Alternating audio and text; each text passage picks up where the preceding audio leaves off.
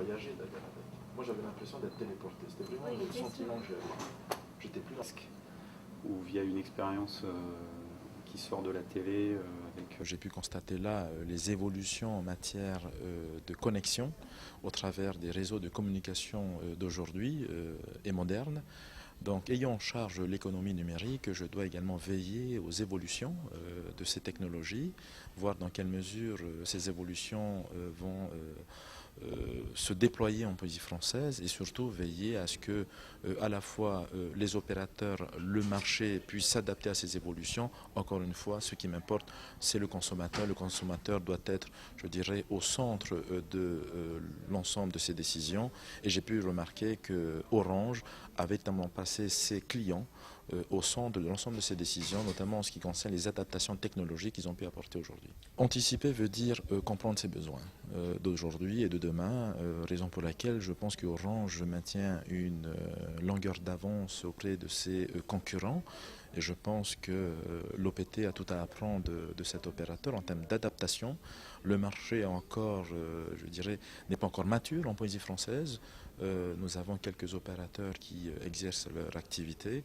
Donc il m'appartient également d'accompagner cette évolution. Nous sommes dans un monde qui bouge et c'est encore plus vrai dans le monde des technologies de l'information. Donc effectivement, il va falloir innover dans ce secteur. Je pense qu'il va falloir rester en contact avec ces centres d'innovation, ces centres de recherche, parce que ça nous permettra, nous qui sommes quelque part isolés de tous ces pays qui s'adaptent assez rapidement, de nous adapter et éviter, je pense, de commettre des erreurs en matière d'innovation. Je viens quelque part de ce milieu, je suis moi-même ingénieur en technologie de l'information et communication, donc forcément je suis moi-même connecté à ces innovations.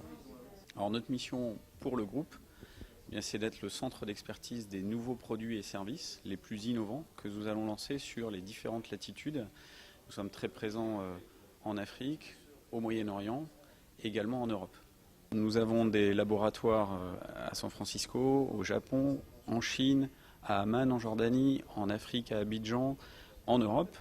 Et nous essayons d'anticiper partout où elles émergent sur la planète les innovations à court, moyen et long terme.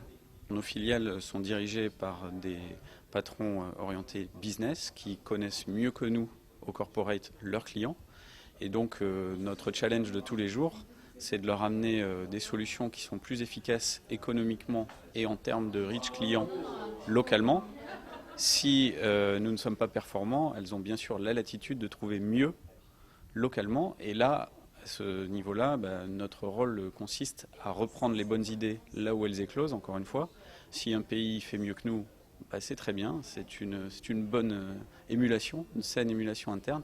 Et nous allons prendre cette idée pour essayer de l'amener dans d'autres pays à ce moment-là. Aujourd'hui, les opérateurs ne peuvent plus se permettre de simplement vendre des débits et des capacités et de la connexion. Il faut, encore une fois, simplifier la vie quotidienne de nos clients, qu'ils soient clients résidentiels ou entreprises.